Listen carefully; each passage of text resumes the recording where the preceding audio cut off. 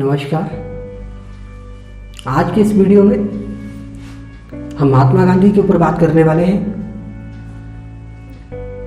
और इस वीडियो का जो मुख्य विषय है या जो मकसद है वो है जो मुख्य परीक्षाएं हैं। उन परीक्षाओं में महात्मा गांधी से संबंधित बहुत से प्रश्न जो है पूछे जाते हैं और अभी हिमाचल प्रदेश HPA राइट का एग्जाम भी आने वाला है। उस एग्जाम में महात्मा गांधी का जो पोर्शन है वो अलग से ही मेंशन है सिलेबस में। तो उसी मकसद से और आज गांधी जयंती भी है तो थोड़ा सा गांधी जी के ऊपर बात कर लेते हैं। और आज के युग में गांधी जी के ऊपर बात करना इसलिए भी जरूरी हो जाता है कि जिस तरह से परिस्थितियां खराब हो रही हैं विश्व में, उसमें हर तरफ से फिर एक ही चीज के लिए आवाज आती है कि शांति होनी चाहिए हर तरफ। और जो शांति है ये गांधी के बिना अधूरी, गांधी के बिना ये जो कंसेप्ट है ये अधूरा है। अगर हम शांति की बात करें और उस शांति में गांधी का जिक्र ना हो तो वो बात पूरी नहीं हो सकती। और अभी हाल ही में मोदी जी भी अमेरिका की यात्रा पर गए थे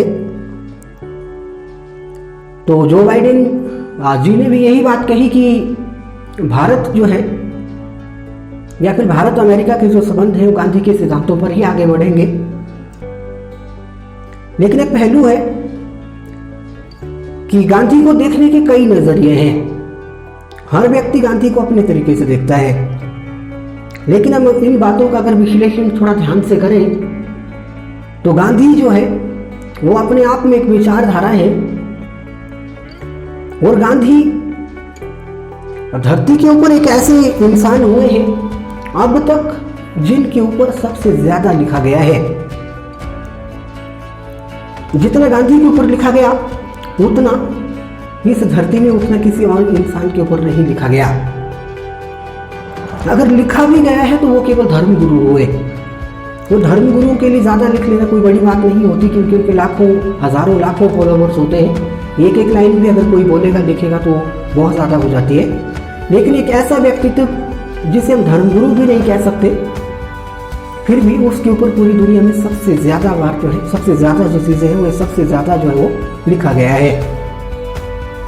और इनको लेकर के बड़ी बड़ी महान हस्तियों ने भी अपने जो कथन है वो व्यक्त किए, अपनी जो बातें वो कही है। जैसे अल्बर्ट आइंस्टाइन ने भी कहा कि जो आने वाली पीढ़ियां हैं वो कभी ये यकीन नहीं कर पाएंगी कि कभी हार्ड मास का एक पुतला भी धरती पर चला करता था। और ऐसे कई व्यक्तित्व हैं, कई कथन हैं, कई सारी कंट्रोवर्सीज हैं, उनके ऊपर हम एक एक करके चर्चा करेंगे। और ये जो सीरीज है गांधी सीरीज के नाम से हम इसको शुरू करने वाले हैं, तो इसके ऊपर थोड़े ज़्यादा वीडियोस बनेगी। थोड़ा सा टाइम भी लगेगा, लेकिन आज की जो वीडियो है इस वीडियो में हम गांधी के ऊपर कुछ खास बातें उनके ऊपर चर्चा कर लेते हैं। और सबसे पहले गांधी जी का जो जन्म है वो 2 अक्टूबर 1869 को हुआ। और इनके पिताजी का नाम करमचंद गांधी और माता का नाम पुतलीबाई था। लेकिन अब एक बात यह है कि जो भी लोग UPSC, HPPSC, अलाइड सर्विसेज इस तरह के एग्जाम की तैयारी कर रहे हैं, उनको जब इस टॉपिक के ऊपर बात करनी है, इस टॉपिक की जब तैयारी करनी है, तो जब भी गांधी का जिक्र करेंगे तो गांधी के साथ साथ उनके जो कंटेम्प्रेरी लोग हुए, उनके जो समकालीन लोग हुए, उनको भी साथ साथ में लेकर के चलिए। अगर मैं कह रहा हूं कि 1869 में गांधी जी का जन्म हुआ तो आप ये मान करके चलिए कि गांधी जी के समकालीन जो लोग थे उनका जन्म भी मतलब इसके आसपास ही हो चुका था, या किसी का 5 साल बाद हुआ, किसी का 10 साल बाद हुआ, किसी का 10 साल पहले हो चुका था, किसी का 2 साल पहले, किसी का 5 साल पहले। तो एक बात यह है कि यहाँ से एक अलग ही तरह का जो भारत है वो बनने शुरू हुआ था। और इसमें अगली बात यह है कि गांधी जिन्हें मोहनदास करमचंद नाम जो था शुरू में दिया गया, और उनकी जो शुरुआती पढ़ाई थी वो अपने पास के स्कूल में ही हुई। और जल्द ही 1883 में इनकी कस्तूरबा गांधी से शादी करवा दी गई, जो लगभग इनसे 6 महीने बड़ी थी। और जैसे ही इन्होंने अपनी इंटरमीडिएट की पढ़ाई खत्म की, अब ऑब्वियस सी बात है कि ये इनका जो परिवार था वो एक शाही परिवार था। इनके पिताजी जो थे वो दीवान थे। दीवान अगर हम कहें तो जैसे आज मुख्यमंत्री होता है उस तरह की एक पोस्ट, उस पोस्ट पर इनके पिताजी थे। और बड़े राज घराने के बच्चे हैं तो ऑब्वियस सी बात है सभी की नजरें रहती है कि आगे क्या करवाया जाए। तो फाइनली इन्हें इंटरमीडिएट के बाद जो है वकालत करने के लिए, LLB करने के लिए जो था वो इंग्लैंड भेज दिया गया। और जब इन्हें इंग्लैंड भेज दिया गया तो अब ऑब्वियस सी बात है वो भी जो चीज़ है वो कैसे कैसे मतलब ये चीज़ तय हुई कि इन्हें इंग्लैंड भेजा गया, वो हम इनका जो एजुकेशन वाला जो वीडियो बनाएंगे उसमें हम डिस्कस करेंगे पूरा कि वहाँ तक कैसे पहुँचे। लेकिन उसमें एक बात ये है कि जब वे मतलब वहाँ पर गए, जब वे इंग्लैंड मतलब पढ़ाई करने के लिए गए तो उन्हें एक बात कही गई थी कि वहाँ पर एक इंडियन होंगे जो कि थे दादा भाई नौरोजी, उनसे आपको वहाँ जाकर के मिलना है। और जब वे वहाँ पर गए तो इन्होंने वहाँ जाकर बहुत सारी चीज़ें सीखी। LLB तो इन्होंने की, इन्होंने इसके अलावा वहाँ पर जाकर के बहुत सारी चीज़ें सीखी। और बहुत सारी जो चीज़ें सीखी तो अब इसमें बात यह है कि जब हम मतलब प्रश्नों की अगर हम बात करते हैं UPSC में, HPPSC में जब हम बात करते हैं तो जो प्रश्न है मतलब उस तरह के उस लेवल पे जाकर के जो प्रश्न बनते हैं, क्वेश्चन बनते हैं। लेकिन अब एक बात यह है कि गांधी ने जो भी शब्द सीखे, जो पॉपुलर शब्द हैं जैसे अहिंसा, सत्याग्रह, ऐसी जो चीजें एक एक शब्द जो है किसी न किसी से गांधी जी ने सिखाया। और उनके वहां पर बहुत सारे दोस्त हुए, उन दोस्तों ने बहुत सारी किताबें सजेस्ट की। तो इस तरह से भी प्रश्न बनते हैं कि कौन सी किताब से गांधी ने क्या सीखा, किसने गांधी को कहा कि उन्हें बाइबल पढ़नी चाहिए, किसने गांधी को कहा कि उन्हें मतलब गीता का जो अध्ययन है वो मतलब विस्तृत रूप से करना चाहिए। ये कई सारी बातें वो हम देखेंगे एक एक करके। लेकिन इस वीडियो में आप समझिएगा कि गांधी जो है मतलब वो इतने बड़े क्यों हैं, गांधी का जो कद है वो इतना बड़ा क्यों है। आप पढ़ाई करने के लिए, कानून की पढ़ाई करने के लिए ये 1888 में इंग्लैंड गए और 1891 में वकालत करके जो है बैरिस्टर की डिग्री लेकर के जो है ये भारत वापस लौटे। जब 1891 में अपने कानून की डिग्री पूरी करके इंग्लैंड से भारत वापस लौटे तो अब एक बात ये थी कि राज परिवार के बेटे भी हैं और मतलब विदेश से पढ़ाई करके भी आए हैं, तो अब ऑब्वियस सी बात है थोड़ा काम भी करना पड़ेगा। तो लेकिन अब एक बात रही कि काम भी शुरू किया जाए, तो इनके लिए एक ऑफिस खोला गया मुंबई में। और उस ऑफिस में इनके पास सबसे पहले एक केस भी आया, जो कि केस था एक महिला का केस था। और उस केस में महात्मा गांधी जब जज के सामने प्रस्तुत हो तो एक भी शब्द नहीं बोल पाए। एक भी शब्द जो थे महात्मा गांधी अपने जीवन के पहले केस में नहीं बोल पाए। और जिस व्यक्ति के जरिए उन्हें वो केस मिला था वो व्यक्ति भी वापिस आया गांधी के पास और कहने लगा कि एक तरह से मतलब बेइज्जती कर दी और आप मतलब बिना लड़े ही मतलब इस केस को जो है मतलब हार जाओगे, और आपने कुछ भी नहीं बोला। और उन्होंने वो जो पैसे गांधी जी को दिए थे उन्होंने वो पैसे भी वापस मांग लिए। फिर अब उसके बाद बात था कि अगर हम एक औसत अगर हम बात करें तो गांधी जी ने अपने जीवन में कोई भी केस नहीं लड़ा। गांधी जी ने अपने जीवन में कोई भी केस नहीं लड़ा और जीतना तो बात की बात है। लेकिन अब एक बात यह है कि उनके जो सिद्धांत थे उन्होंने दुनिया में एक ऐसी मिसाल कायम की, जैसे कि मैंने कहा अगर शांति की बात करें तो गांधी के बिना अधूरी है। और उसके बाद फिर एक चीज रही कि गांधी जी ने जो भी हम आज पेपर्स के ऊपर जैसे टाइपिंग करते हैं, कोर्ट के बाहर आपको जैसे लोग मिलते हैं, जो भी स्टैम्प पेपर के ऊपर हम जो भी चीज़ें बनाते हैं, तो गांधी जी ने वो चीज़ें करना शुरू करी। और आप कहते हैं कि गांधी जी उन दिनों में एक महीने का लगभग 1500 रुपया उन्हीं ज़माने में कमा लिया करते थे, उसी समय में कमा लिया करते थे। 1891 में वो वापस आए थे और 1892 में उन्होंने ये काम किया। फिर बाद में उनका जो ऑफिस था वो अहमदाबाद भी शिफ्ट किया गया।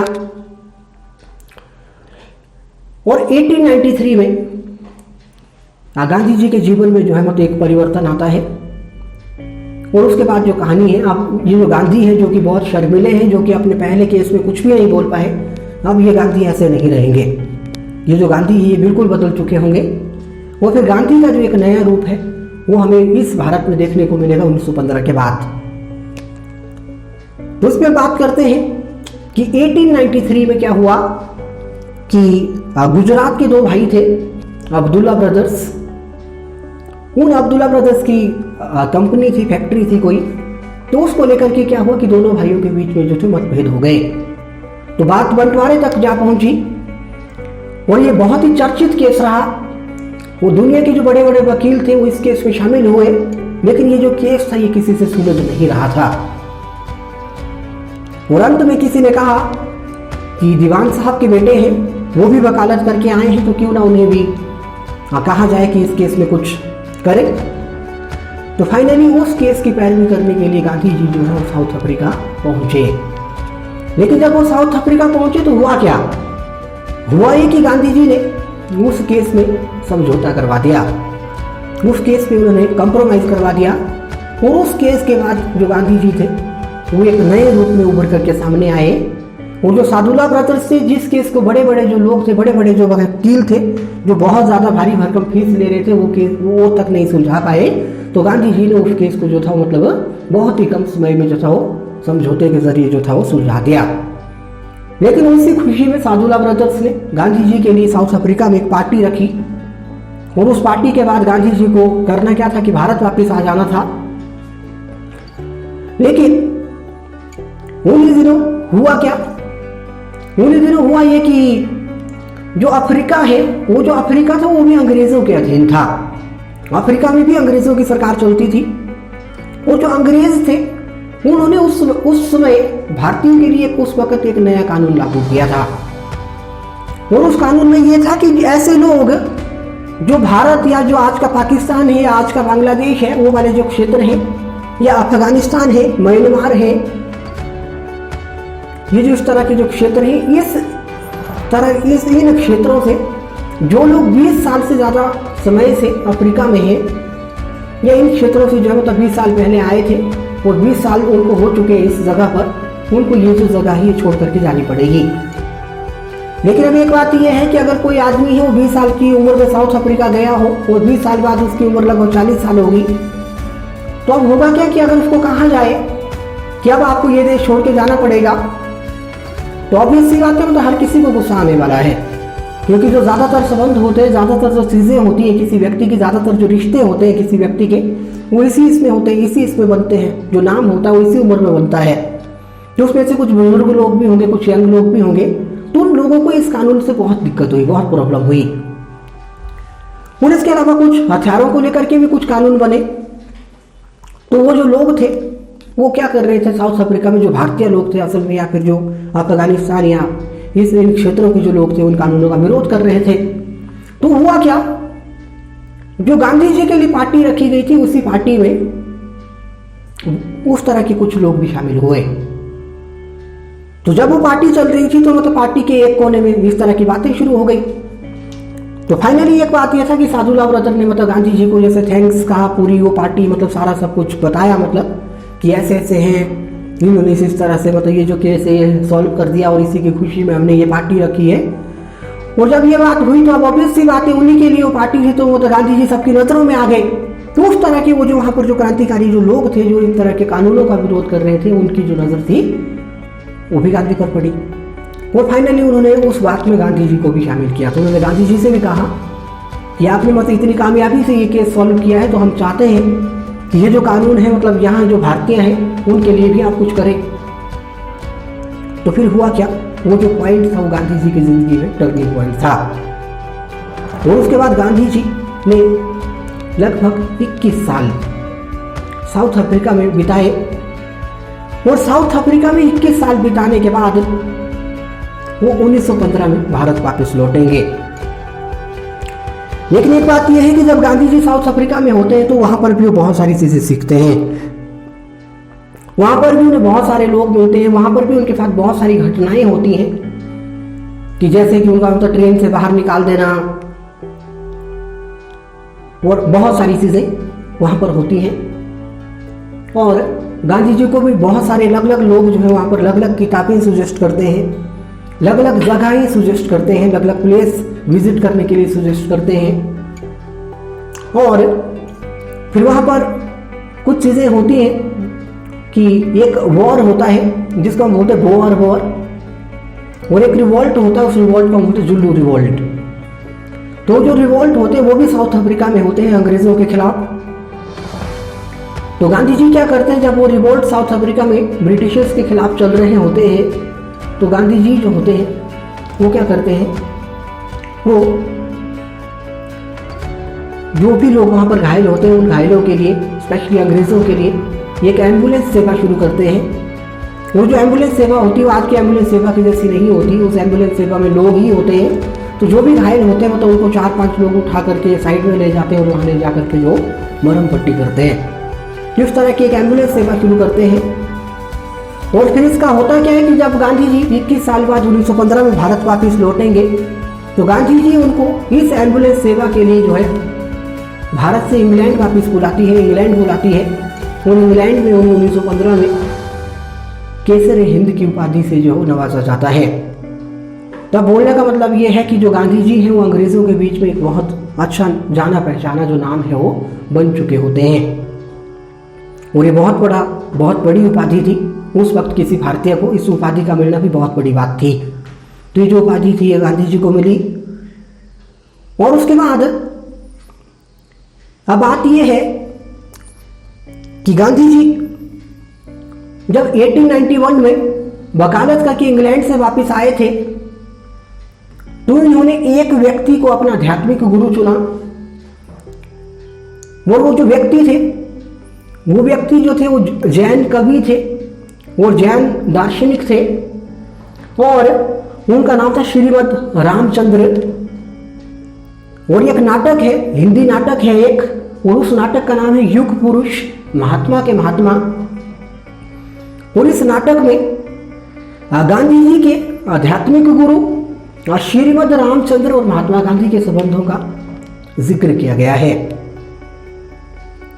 और ये रहे गांधी जी के मतलब आध्यात्मिक गुरु हुए ये गांधी जी के। लेकिन जब गांधी जी 1915 में साउथ अफ्रीका से भारत वापस आते हैं, तो उस वक्त वो मिलते हैं गोपाल कृष्ण गोखले से।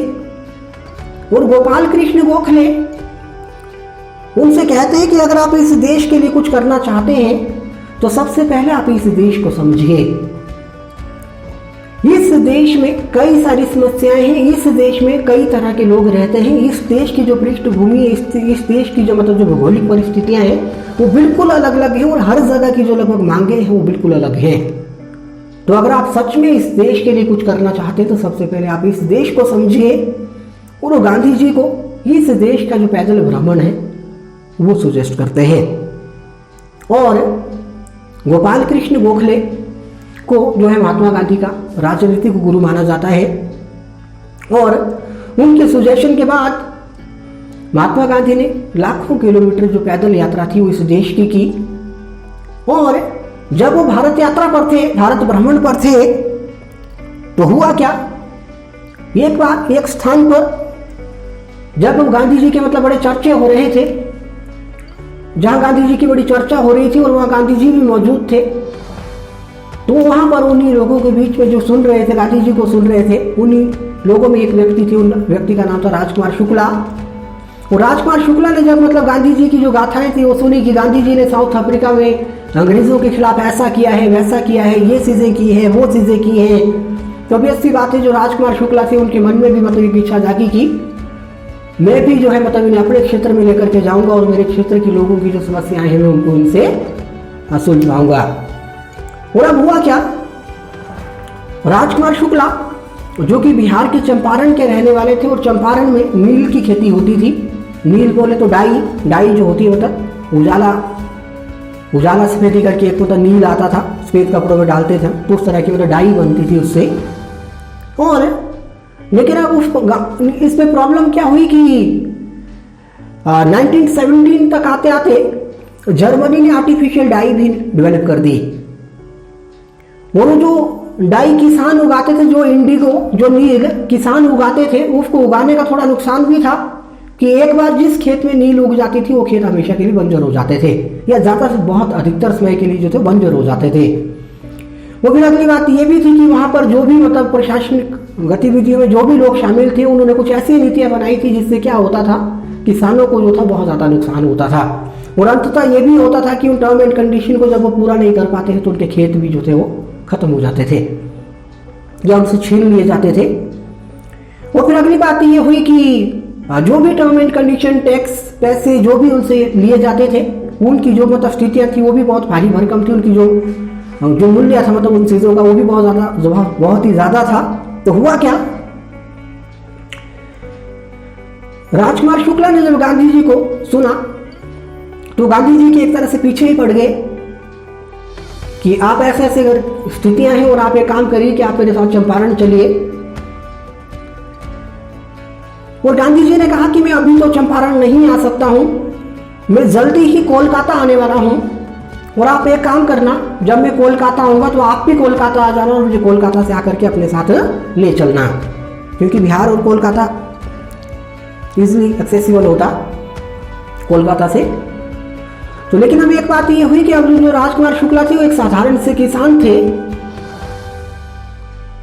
तो उन्होंने कहा कि आप एक काम करिए, आप मुझे कोई भी काम दे दीजिए कि साफ सफाई करनी है, आपका कोई काम करना है, आप मुझे इस तरह का कोई काम कर दीजिए, दे दीजिए, मैं आपके वो सारे काम कर लूंगा और फिर मैं आपके साथ ही कोलकाता चलता हूं और फिर वहीं से जो है हम चंपारण चल पड़ेंगे। तो उन्होंने गांधी जी का साथ नहीं छोड़ा और गांधी जी के साथ ही मतलब चिपके रहे एक तरह से। और फाइनली जब गांधी जी कोलकाता गए तो वहीं से मतलब राजकुमार शुक्ला जो है उन्हें अपने साथ जो है वो चंपारण ले गए। लेकिन अब कहते हैं कि जब वो बिहार पहुंचे, जब वो चंपारण की ओर निकले तो बीच में जाते जाते जो थे वो बिहारी बाबू के घर में रुके, जो कि कहा जाता है डॉक्टर राजेंद्र प्रसाद को। और उस वक्त जो डॉक्टर राजेंद्र प्रसाद है वो घर पर नहीं थे। तो जैसे भी हुआ उन्होंने मतलब वहां पर रात बिताई उनके घर में और अगले दिन जो थे वहां से आगे निकल गए। और जैसे ये चंपारण पहुंचे तो अब हुआ क्या, चंपारण में ये जैसे भी पहुंचे, ये जो खबर है ये रातों रात मतलब पूरे चंपारण में फैल गई कि कोई विलायती बाबू आए हैं या कोई बड़े आदमी आए हैं जो कि मतलब हमारे हेल्प करना चाहते हैं, किसानों की हेल्प करना चाहते हैं और उसके लिए वो यहाँ पर आए हैं। और अब एक बात ये भी है कि अब ऑब्वियस सी बात है, जब भारत जो है गाँव में बसा देश है, लगभग 5 लाख गाँव इस देश के अंदर आते हैं और जिसमें से लगभग अप्रोक्सीमेटली 19,000 गाँव हिमाचल प्रदेश में आते हैं। और जब गाँव में पहले कभी अंग्रेज आया करते थे या बाहर से किसी कोई रिश्तेदार आ जाता था दूर दराज से, तो सभी मतलब उन्हें देखने के लिए मतलब बड़े एक्साइटेड रहते थे कि कोई आया है, मतलब बातचीत करने के लिए बड़ी खातिरदारी होती थी, हमारे घर खाना खा लेना, ये कर लेना, वो कर लेना। तो लेकिन अब ऑब्वियस सी बात है, वो जो मंजर है, वो जो नज़ारा है वो भी कुछ ऐसा ही रहा होगा कि जब गांधी जी चंपारण पहुंचे तो बहुत सारे लोग जो थे वो गांधी जी को देखने के लिए चंपारण पहुंचे। लेकिन अब हुआ कि जैसे जैसे वहां भीड़ बढ़ती गई तो जो वहां के कमिश्नर थे उन्होंने पता करवाया कि यहाँ पर भीड़ क्यों हो रही है।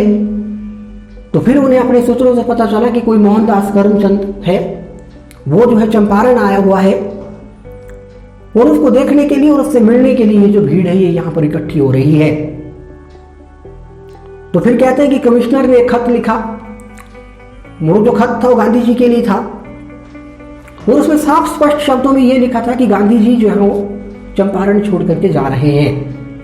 उन्होंने उसमें ये आदेश दिया गया था कि जल्दी से जल्दी जो है चंपारण से चले जाएं। तो ये पुलिस वाला, पोस्टमैन और पुलिस वाला जो है मतलब वो खत को देने के लिए एक उस खत को लेकर के गांधी जी के पास पहुंचे चंपारण में। गांधी जी ने वो खत देखा, साइन किए, पढ़ा, ठीक है, फिर साइन किए और जो भी चीजें हुई वो कर दिया। और अगली बात ये थी कि अब ऑब्वियस सी बात है, उस वक्त मतलब उनकी जो सहायता थी वो भारतीय ही करते थे, जो पुलिस वाले होते थे वो भी भारतीय ही होते थे, ऑफिसर लेवल पे ही अंग्रेज जो थे हुआ करते थे, आम जो पुलिस वाले होते थे भारतीय ही होते थे। तो जो भारतीय था उसने बड़े रोक से कहा है ना कि अब तो मतलब आपको जाना पड़ेगा।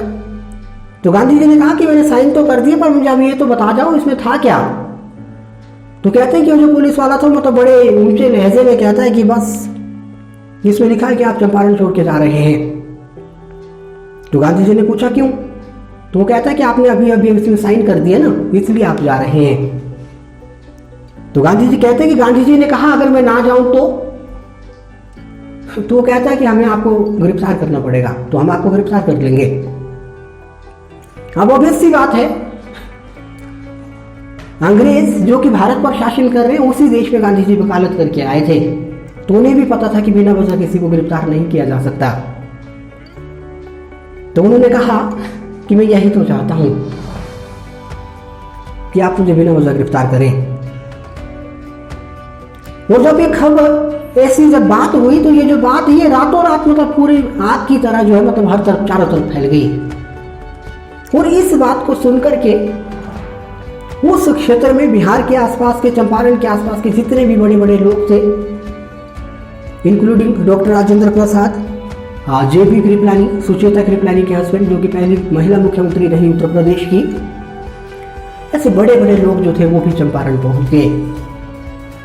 वो जो भीड़ थी वो बहुत ज्यादा मात्रा में, बहुत बड़ी जो भीड़ थी वो वहां इकट्ठी हुई और गांधी जी को गिरफ्तार करके जिस अदालत में पेश किया जाना था, जिस जज के सामने पेश किया जाना था, उस अदालत के जज ने ही उस केस की सुनवाई करने से मना कर दिया, उस भीड़ को देखते हुए कि मैं इस केस की सुनवाई नहीं करने वाला हूं। और अंततः हुआ क्या, कमिश्नर ने वायसराय को टेलीग्राम के जरिए इन्फॉर्म किया कि ऐसी ऐसी जो स्थिति है वो चंपारण में बन चुकी है और इस नाम का कोई आदमी है, मोहनदास करमचंद करके कोई आदमी है, तो आप देखें स्थिति को कैसे संभाला जाए। तब ऑब्वियस सी बात है वायसराय ऑलरेडी गांधी जी को जानते होंगे केसरे हिंद के लिए, तो जब उन्होंने मोहनदास करमचंद का नाम देखा तो वायसराय ने कहा इन्हें हम जानते हैं, ये केसरे हिंद मोहनदास करमचंद गांधी है और इनकी जो भी मांगे हैं आप मान जाइए। तो जो भी एक तय राशि थी उस तय राशि का लगभग 35% गांधी जी ने कहा कि जो आपने किसानों से लिया है वापस कर दीजिए। तो एक निश्चित मूल्य लगभग 15% जो था वो किसानों को वापस कर दिया गया। तो यहां पर वो जो टैक्स वापस किया गया, जो पैसे वापस किए गए किसानों को, कम की वापस किए गए, ज्यादा वापस किए गए, ये बड़ी बात नहीं है। बड़ी बात यह है कि किसी आदमी ने बिना हथियारों के लोगों से अपनी बात मनवाई, अंग्रेजों से अपनी बात मनवाई। और ये जो अंग्रेज हैं इन्हें इस वक्त तक दुनिया में अजेय माना जाता था, अर्थात ऐसे व्यक्ति जिन्हें कोई नहीं जीत सकता या जिन्हें कोई हरा नहीं सकता। गांधी जी ने बिना हथियारों के ही उन्हें यहां पर क्या किया, हरा दिया, अपनी बात मनवा दी। वो थोड़े समय बाद अफगानिस्तान में भी इंग्लैंड की अंग्रेजों की हार हुई। तो इससे क्या हुआ, भारत के जो लोग थे उन लोगों में एक नई तरह की जो ऊर्जा थी वो भर गई और एक नया तरह का एक विश्वास जागा उनके अंदर, एक नया तरह का एक विश्वास आया उनके अंदर भारतीयों में। और वो ये विश्वास ये था कि इन लोगों को हराने के लिए तो हथियारों की भी जरूरत नहीं है, अगर हमें ज्ञान है, नॉलेज है अगर हमारे अंदर, तो इन लोगों को तो हम बिना हथियारों के भी इस देश से बाहर निकाल सकते हैं। और ये जो पूरा घटनाक्रम था इसे हम जानते हैं चंपारण सत्याग्रह के नाम से, और ये भारत में गांधी जी का पहला मूवमेंट था। गांधी जी का भारत में ये पहला सत्याग्रह था। हालांकि गांधी जी ने अपने जीवन का जो पहला सत्याग्रह था उसका प्रयोग 1906 में साउथ अफ्रीका में ही कर दिया था, दक्षिण अफ्रीका में ही कर दिया था, और 1908 में उन्हें जेल भी भेज दिया गया था। साउथ अफ्रीका में ही पहली बार जो उनकी जेल यात्रा थी वो 1908 में हुई साउथ अफ्रीका में। तो ये भी चीज रही। और अब गांधी जी भारत पहुंच चुके हैं और 1915 से लेकर के 1948 तक का जो युग है आधुनिक भारत के इतिहास में, उसे गांधी युग के नाम से जाना जाता है। मॉडर्न हिस्ट्री में हम इसे पढ़ते हैं आधुनिक भारत के इतिहास में गांधी युग 1915 से लेकर के 1948 तक। अब ऐसी कई बातें हैं और इस युग को गांधी युग इसलिए भी कहा जाता है क्योंकि इस युग की जो ज्यादातर चीजें हैं वो गांधी की इर्द गिर्द ही घूमती है। और उसके बाद 1918 में अहमदाबाद मिल स्ट्राइक होगी, अहमदाबाद मिल हड़ताल होगी, उसमें भी गांधी जी की जीत होगी। 1919 में रॉलेट एक्ट आएगा और उसके विरोध में 13 अप्रैल 1919 को जलियांवाला बाग में बहुत से जो लोग होंगे वो इकट्ठे होते हैं और भारतीय राष्ट्रीय कांग्रेस का सम्मेलन भी होने वाला होता है अमृतसर में। उसके लिए महात्मा गांधी, जवाहरलाल नेहरू जैसे बड़े बड़े लोग आने वाले होते हैं। तो लेकिन वो बैसाखी का दिन और लोग अपनी खुशियां वो करने के लिए और कुछ चीज़ों के लिए जो है वहाँ उस बाग में इकट्ठे हुए होते हैं, लेकिन जनरल डायर जो है वो वहाँ पर निहत्थे लोगों पर गोलियां चलाने का आदेश दे देते हैं। और इस घटना के लिए 13 अप्रैल 2019 में इंग्लैंड की सरकार ने इसके 100 साल पूरे होने पर भारत से माफी भी मांगी और उन्होंने यह भी कहा कि ये भारत मतलब इंग्लैंड के इतिहास में ये जो दिन है ये काले अक्षरों से लिखा गया है, मतलब ये काला सच है मतलब एक। तो लेकिन अब एक बात ये है कि जब वो जलियांवाला बाग हत्याकांड हुआ तो गांधी जी को जो केसरे हिंद की जो उपाधि दी गई थी उन्होंने वो उपाधि वापस रोक कर दी, लौटा दी या त्याग दी। और फिर उसके बाद 1920 में गांधी जी ने भारत में एक आंदोलन शुरू किया और उस आंदोलन का नाम था असहयोग आंदोलन। और ये स्वतंत्रता संग्राम के भारत के स्वतंत्रता संग्राम में आधुनिक भारत में पहला सबसे बड़ा आंदोलन था। इतना बड़ा आंदोलन जो था वो उस वक्त के भारत में पहले कभी नहीं हुआ था। और फिर घटनाएं जो है इसी तरह से आगे बढ़ेंगी, ये हम अगली वीडियोस में गांधी सीरीज में हम एक एक करके देखेंगे। और ऐसा कोई भी तथ्य जो कि एग्जामिनेशन पॉइंट ऑफ व्यू से इंपॉर्टेंट हो वो हम छोड़ने वाले नहीं हैं। और यूपीएससी और एचपीपीएससी में आज तक जितने भी एग्जाम हुए वो सारा सब कुछ हम उसके अंदर कवर करने वाले हैं। तो उसके लिए आपको थोड़ा अगली वीडियो जो है उनका इंतज़ार करना पड़ेगा। लेकिन अब एक बात यह है कि इसी में हम थोड़ा देख लेते हैं 1920 असहयोग आंदोलन।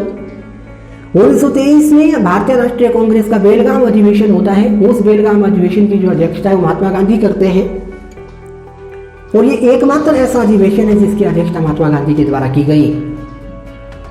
और महात्मा गांधी ने इस सम्मेलन में एक बड़ी जबरदस्त बात कही कि भारतीयों का संविधान जब भी बनेगा भारतीय खुद बनाएंगे। लेकिन अब एक बात यह है कि संविधान उस देश का होता है जो कि आजाद होता है। तो इन्होंने इनडायरेक्टली अंग्रेजों को चुनौती दी है कि हम जल्दी ही आपसे आजादी लेने वाले हैं। साफ स्पष्ट शब्दों में लड़ाई की बात नहीं की, पर इनडायरेक्टली एक तरह से एक मैसेज दे दिया कि जब भी इस देश का संविधान बनेगा इस देश की जनता खुद बनाने वाली है। फिर चीजें इसी तरह से आगे बढ़ती जाएंगी। फिर जो कांग्रेस होती है उसका जो टाइम होता है उस वक्त तो थोड़ा सा ढीला सा हो जाता है। और फिर स्वराज पार्टी, C.R. दास, उसका एक काल शुरू होगा उस वक्त। लेकिन 1925 में जब C.R. दास की मृत्यु हो जाएगी तो स्वराज पार्टी का जो अस्तित्व है वो भी खतरे में पड़ जाता है।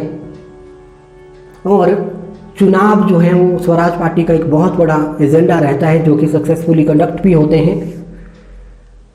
और भारतीय राष्ट्रीय कांग्रेस को स्वराज पार्टी के इस प्रोपेगेंडा की वजह से बहुत सारी सीटें भी मिलती हैं। और जवाहरलाल नेहरू, डॉक्टर राजेंद्र प्रसाद, C.R. दास ऐसे बड़े बड़े लोग होते हैं। इन लोगों को अलग अलग शहरों का जो है मेयर बनाया जाता है। और फिर उसके बाद गांधी जी कांग्रेस से थोड़ा अलग से होने लगते हैं, अलग अलग से हो जाते हैं। और 1928 में साइमन कमीशन भारत आते हैं। लेकिन वो जो साइमन कमीशन है वो 1919 के भारत शासन अधिनियम की गवर्नमेंट ऑफ इंडिया 1919 की समीक्षा करने के लिए भारत आए होते हैं। तो जब गवर्नमेंट ऑफ इंडिया 1919 लागू किया जाता है तो उस वक्त उसमें यह भी एक प्रावधान किया जाता है कि भारत शासन अधिनियम 1919 के तहत भारत ने कितनी तरक्की करी उसकी समीक्षा हम 10 साल के बाद करेंगे। लेकिन हुआ क्या, इंग्लैंड में कुछ राजनीतिक फेरबदल हो रहे थे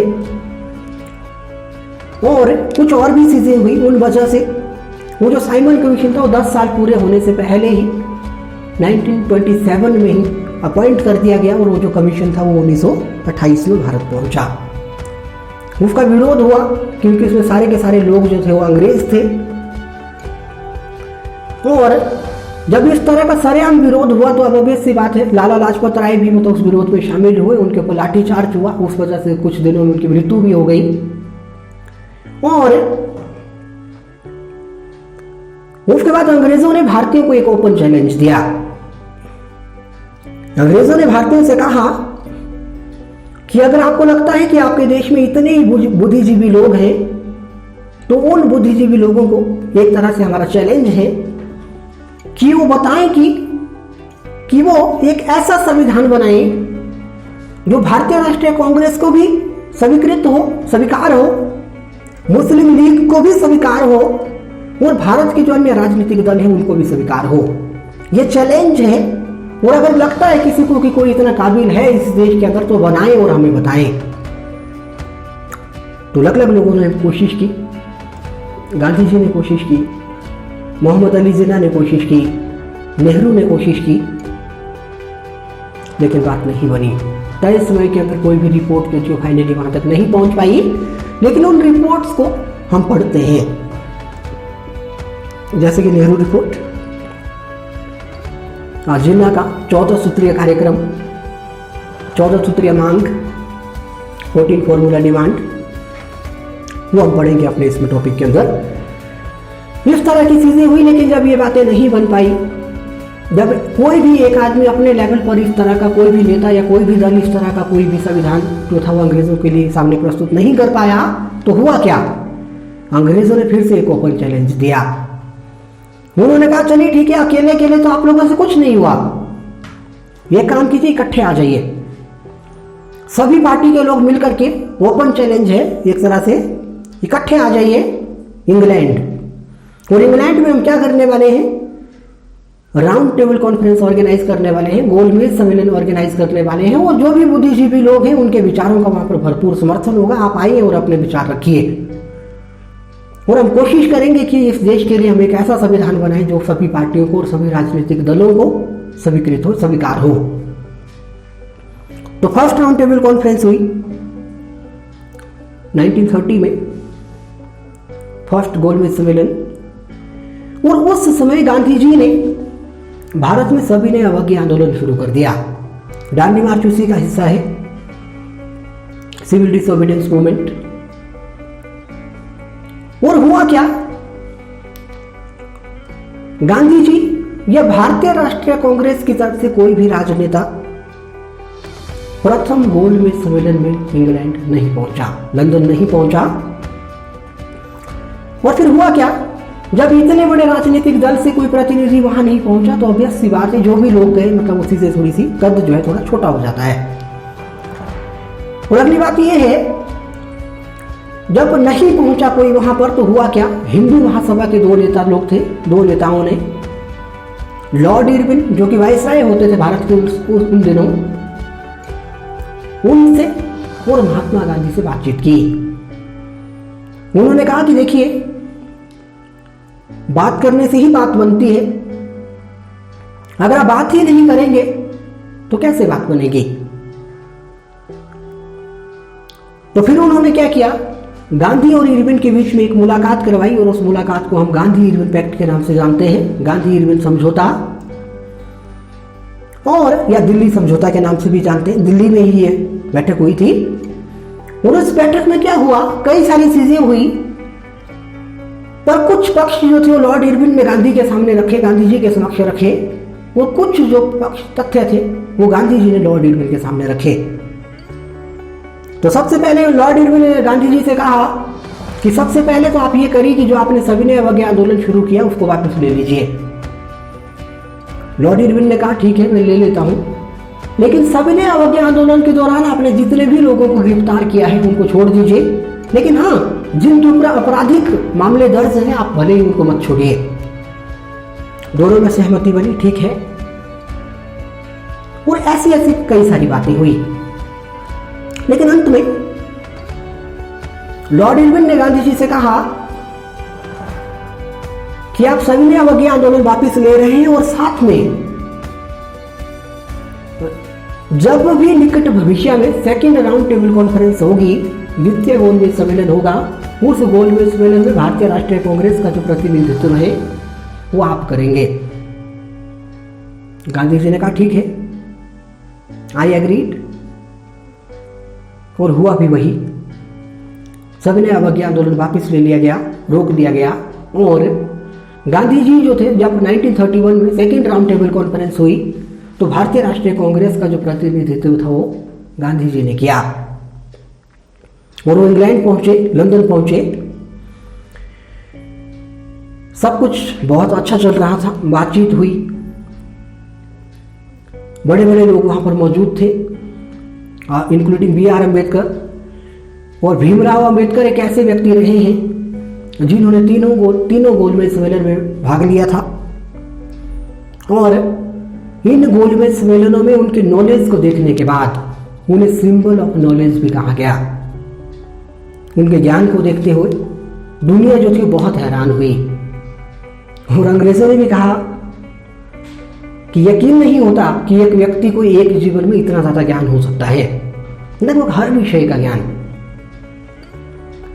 और उन तीनों राउंड टेबल कॉन्फ्रेंस में अपने मत रखे। लेकिन सेकेंड राउंड टेबल कॉन्फ्रेंस में क्या हुआ, गांधी और अंबेडकर के बीच एक तथ्य को लेकर के मतभेद हो गए। वो फैक्ट ये था कि अंबेडकर चाहते थे कि जो पिछड़ा वर्ग है या जो एक दबा हुआ वर्ग है इस देश में, उसको तब तक आरक्षण दिया जाए जब तक कि मुख्य धारा में नहीं जुड़ जाता और उनका जो प्रतिनिधित्व है वो भी उन्हीं के वर्ग का कोई व्यक्ति करे। लेकिन गांधी जी इस बात पर सहमत नहीं हुए और गांधी जी ने कहा कि मैं आरक्षण के बिल्कुल खिलाफ हूं। इस तरह की कोई व्यवस्था जो है मतलब संविधान में नहीं होनी चाहिए। लेकिन अम्बेडकर ने कहा कि मैं ये नहीं चाहता हूं कि लाइफ टाइम उनको दे दिया जाए, लेकिन तब तक जब तक कि मुख्य धारा में नहीं जुड़ जाते, क्योंकि किसी भी देश का विकास तभी संभव है जब सारे लोग जो मतलब मुख्य धारा में हों। अदरवाइज उन्होंने ये भी कहा कि अगर ऐसा ना किया गया तो ऑब्वियस सी बात है आने वाले समय में जो खाई है ऊपरी वर्ग के बीच में और जो निचला वर्ग है, उच्च वर्ग या फिर जो निम्न वर्ग है, उनके बीच में जो खाई है वो बहुत ज्यादा बढ़ जाएगी। लेकिन गांधी जी नहीं माने और कहते हैं गांधी जी की एक आदत थी, जब वो किसी बात पे गुस्सा हो जाते थे या जब उन्हें कोई बात पसंद नहीं आती थी तो ज्यादा आर्गू नहीं करते थे। वो क्या करते थे, चुपचाप अपना सामान उठाते थे, चुपचाप उस जगह से उठते थे और वहां से बाहर हो जाते थे, बाहर चले जाते थे। और उस सम्मेलन में भी कुछ ऐसा ही हुआ।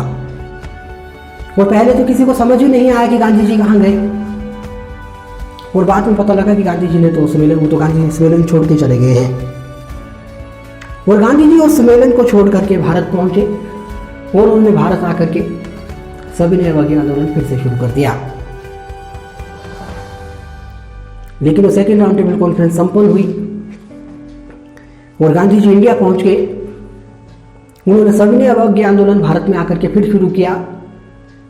लेकिन गांधी इरविन पैक्ट में उन्होंने साइन किए थे, सिग्नेचर किए थे, उसमें यह भी कंडीशन थी कि वो वापस ले रहे हैं। तो जैसे ही उन्होंने उस आंदोलन को दोबारा से शुरू किया, उन्हें गिरफ्तार कर दिया गया, क्योंकि ऑब्वियस सी बात है, लिखे हुए कायदे कानून तो बड़े पक्के होते हैं ना, तो वही चीज हुई। और finally third round table conference भी हुई। उसमें भारतीय राष्ट्रीय कांग्रेस की तरफ से कोई नहीं गया और उस सम्मेलन तो वैसे ही खत्म हो गया। और फिर ये जो 3 राउंड टेबल कॉन्फ्रेंस हुई, फर्स्ट सेकंड थर्ड, इन्हीं 3 राउंड टेबल कॉन्फ्रेंस के आधार पर एक एक्ट आया। उस एक्ट को हम बोलते हैं government of India act 1935, Bharat शासन अधिनियम 1935। और ये जो एक्ट है, इस एक्ट की 80% चीजें, लगभग 80% चीजें आधुनिक भारत का जो संविधान है उस संविधान के अंदर है, या फिर यह कहें कि आज का जो संविधान है उस संविधान की 80% चीजें जो है वो भारत शासन अधिनियम 1935 से ली गई हैं। आ जाते हैं गांधी जी पर। यरवदा जेल में रखा गया उन्हें, और जब उन्हें गिरफ्तार कर दिया गया तो उन्होंने जेल में ही आमरण अनशन शुरू कर दिया कि मैं खाना ही नहीं खाऊंगा, चाहे मर जाऊंगा या तो मेरी बात मानी जाए। तो फाइनली फिर B.R. अम्बेडकर आए और उन्होंने कहा कि गांधी जी, आप बड़े मैं छोटा, जैसा आप कहते हैं वैसे ही होगा। हालांकि मैं सही हूं, हालांकि मैं सही हूं, लेकिन मैं फिर भी आपके आगे झुक रहा हूं, क्योंकि अभी इस देश को आपकी जरूरत है। अगर मैं नहीं झुकता हूं तो आपकी जान चली जाएगी, और इस देश को आपकी जरूरत है, इसलिए सही होने के बावजूद भी मैं झुक रहा हूं। और वही हुआ। और रविंद्रनाथ टैगोर, गुरुदेव जिन्हें कहा जाता है, उन्होंने जूस पिला करके गांधी जी का जो अनशन था उस जेल में वो तोड़ा। वो फिर बात आगे बढ़ी,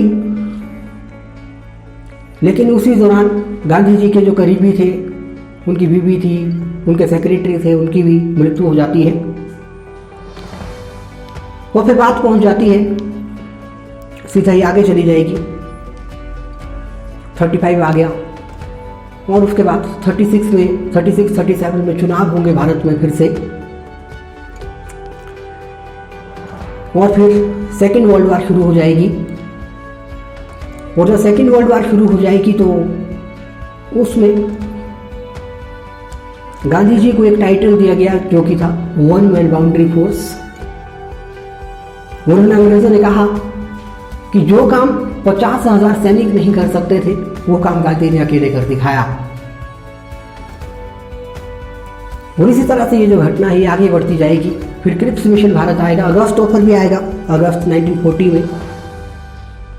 फिर क्रिप्स मिशन भारत आएगा 1942 में, उसका भी एक तरह से विरोध होता है।